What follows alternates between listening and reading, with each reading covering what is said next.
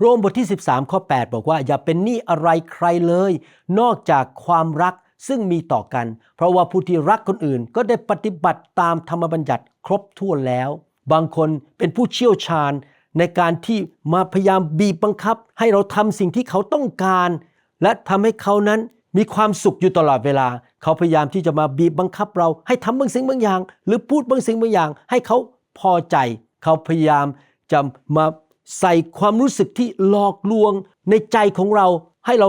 มีความรับผิดชอบและคิดในใจของเราบอกว่าโอ้ฉันจะต้องทำให้คนนี้มีความสุขอยู่ตลอดเวลาฉันต้องโทรหาเขาทุกๆวันเพราะฉะนั้นเขาจะต้องไม่พอใจฉันจะต้องสำแดงให้เขารู้ว่าฉันนั้นแคร์เขาเป็นห่วงเขามากแค่ไหนพี่น้องครับเราต้องรู้นะครับว่าสิ่งเดียวที่เรา